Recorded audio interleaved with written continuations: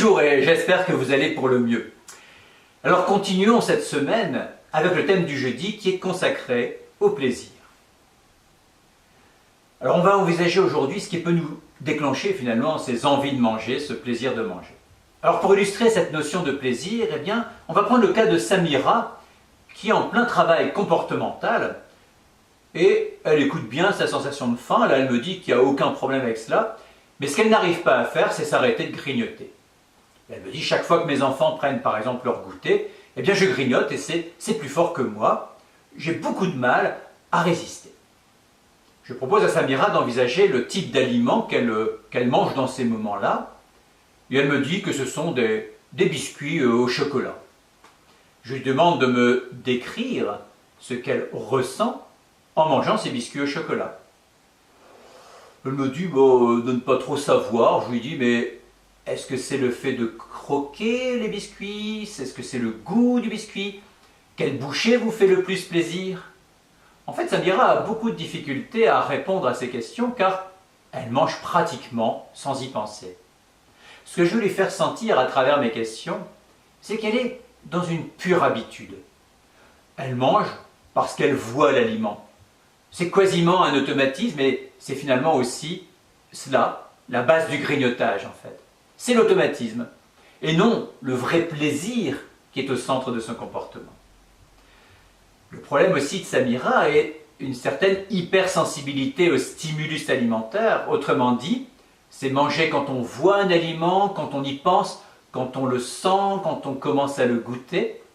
En fait, cela correspond à ce que l'on appelle le circuit de renforcement de la récompense. En fait, notre corps mémorise les gestes qui nous ont procuré un plaisir et cherche finalement à le renouveler. Ce qu'il faut savoir, c'est que c'est inscrit pratiquement dans notre mémoire motrice, notre mémoire gestuelle. Et ce qu'il faut bien comprendre, c'est que c'est une mémoire gestuelle qui est potentiellement déconnectée du plaisir que ce que l'on va faire va nous procurer. En d'autres mots, je continue à faire le geste, même si il y a à la clé quelque chose qui ne me fait pas réellement plaisir. C'est ce que moi j'appelle les pseudo-plaisirs par habitude. Alors comment travailler cet élément? Et c'est ce que j'ai proposé, ce que j'ai conseillé à Samira. Bon, la première des choses, c'est de ne pas être trop sollicité, donc de ne pas acheter trop d'aliments tentants, entre guillemets, ou d'éviter par exemple de laisser le paquet de biscuits sur la table ou à portée de main, ou par exemple de laisser les plats à table, etc. Ce n'est pas la peine finalement de se laisser tenter, entre guillemets, de tenter le diable.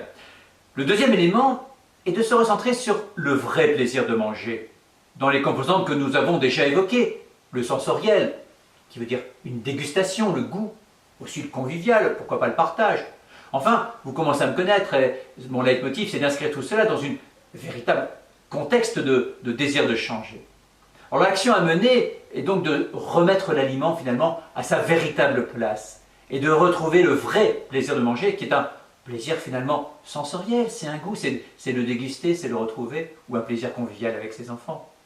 La mission que je vous propose est ainsi de commencer à travailler cette notion de plaisir de manger en écoutant dans le compagnon plaisir la séance de dégustation, une séance d'hypnose axée sur le plaisir d'une dégustation virtuelle. L'autre séance d'hypnose que je vous recommande, c'est la séance consacrée à ce qui peut nous pousser à manger. Cela viendra bien compléter ce que l'on vient d'évoquer aujourd'hui.